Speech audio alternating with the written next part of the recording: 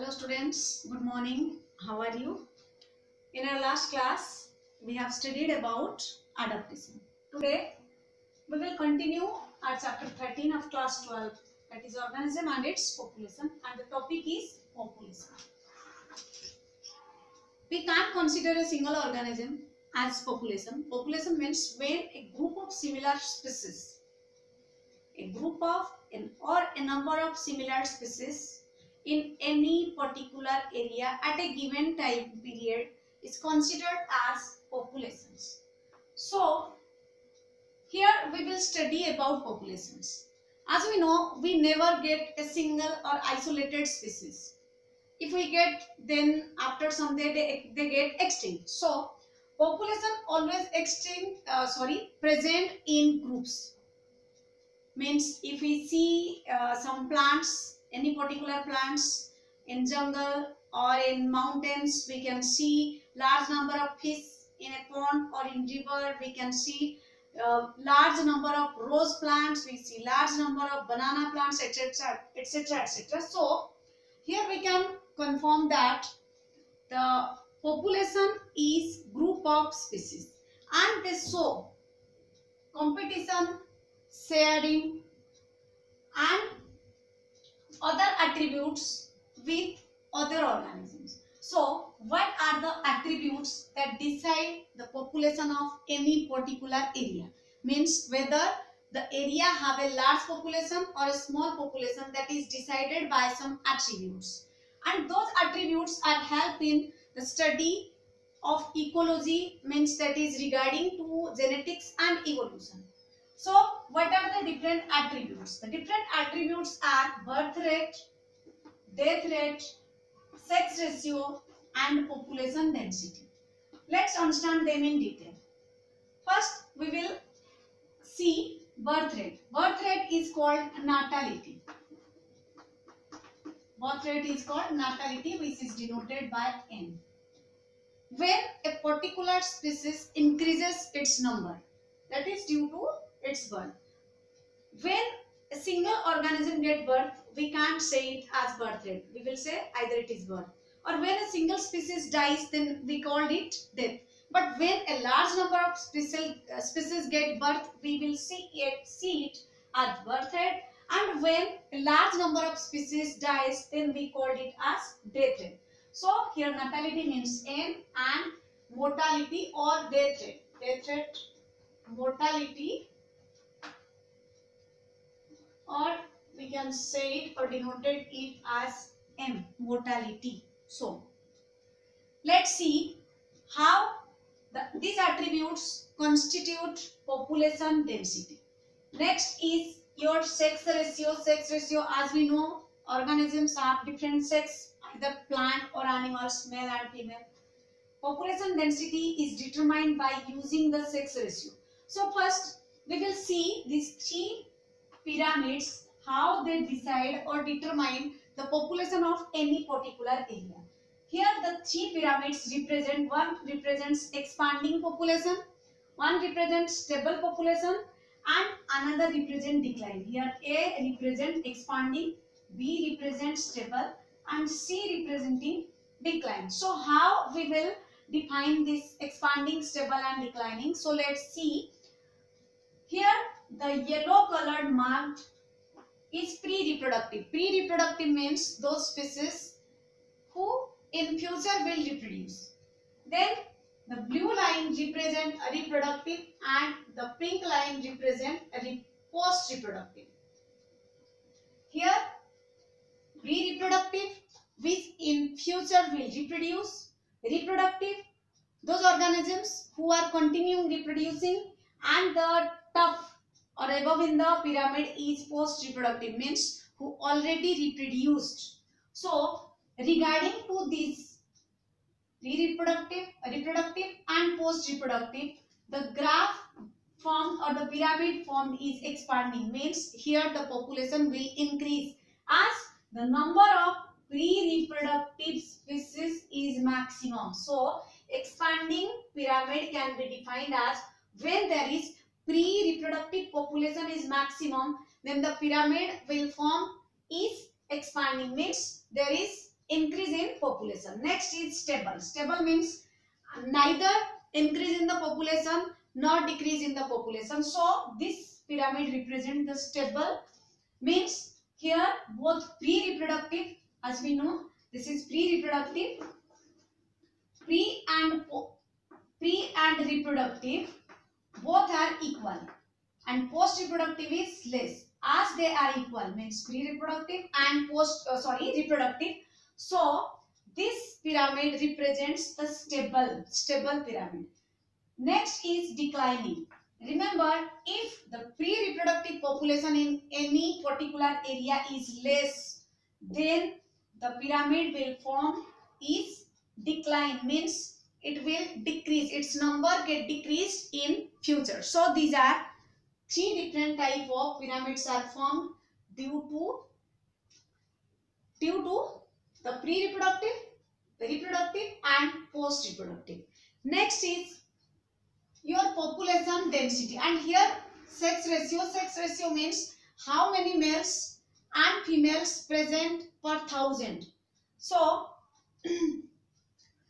this is not so much important. Next is population density. Let's determine how population density is formed. So population density is denoted by n. Population density is denoted by n, and it is in a given time period t. So nt.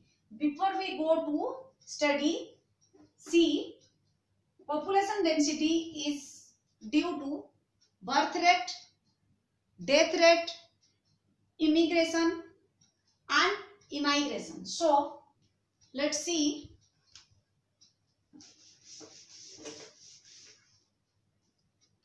Here is the population density. Here is the population density. This is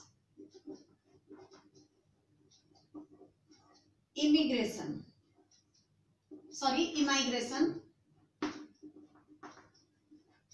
This is natality, means birth rate. Here death rate, and here immigration. So population density will increase if the birth rate get increased and the immigration get increased. Suppose, for example, in your village there are 500 people are living. See, in your village there are 500 people living, and after 1 year 50 children are born and 10 immigrants come. So number increases 50 plus 10. 50 plus 10 means B plus I. So population density can be defined as N is equal to B plus I, means birth rate plus immigration minus death rate plus immigration. So we can determine the population density by how much people come to that area and how many people go from that area. So if birth rate and immigration get increased, then the population density will increase. If the death rate and immigration get increased, then the population density get decreased. So here we can say that population density is determined by these four factors, or these four factors. So they are birth rate or natality, death rate or mortality, immigration and immigration. Next is your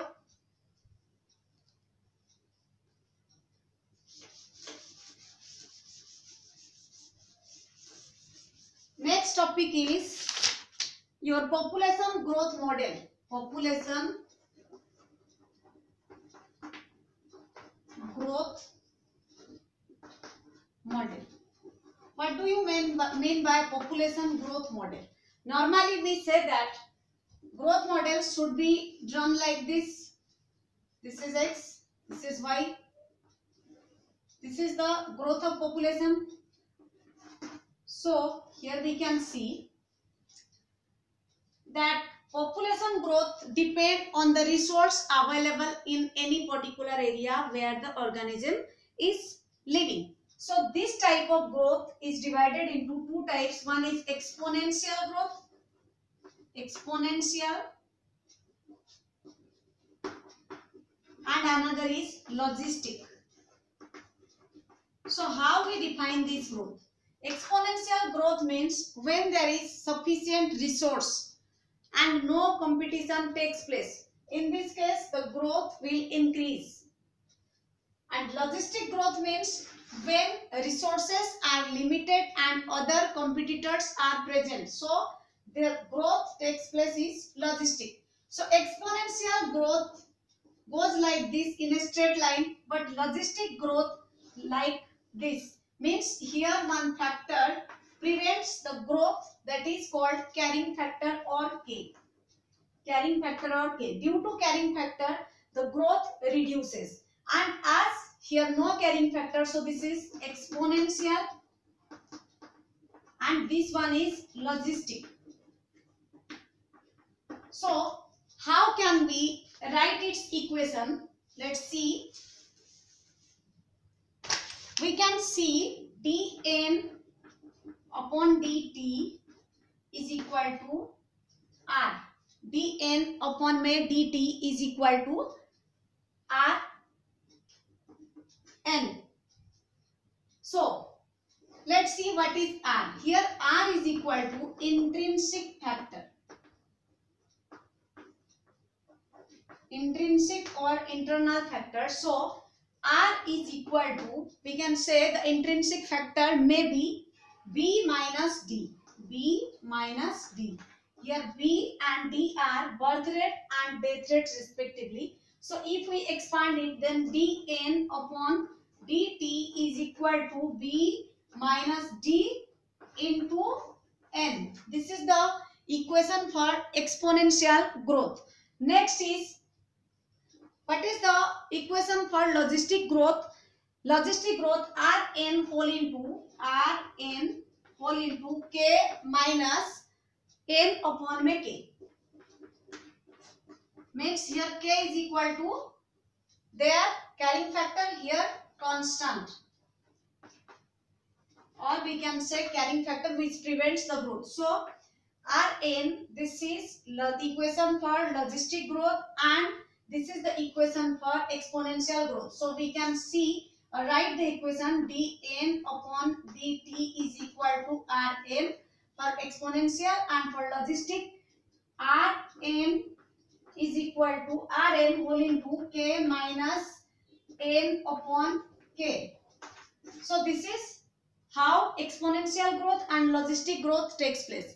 In your NCERT book, there is an example or a short story to understand exponential growth. Once a king was playing chess game with his ministers. So when the ministers start winning, they told the king to, or they asked the king to give, or they have bet with king, and the king said, yes, I will give you anything which you want.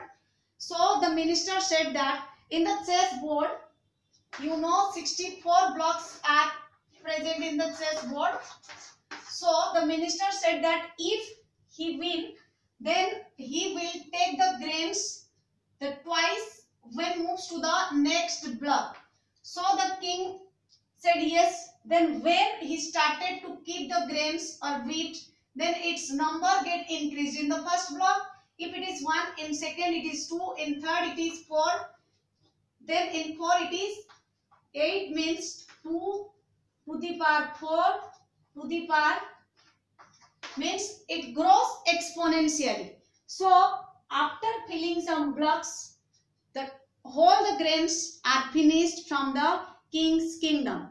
So from this it proves that if any organism gets sufficient amount of resources and there is no competitor, then its number will get increased exponentially, and due to no competition, gradually later they will they can't survive as the resource will finish. But here we can understand that exponential growth and logistic growth, simply you can differentiate by saying that in exponential growth there is resources are sufficient and no competitor is present. If competitor is present, then nothing to be worried because resource is sufficient. And in logistic, resource is insufficient, due to which there is a factor which stops the growth or increasing population of that particular species. So this is about your exponential and logistic growth. In next class we will study about population interactions.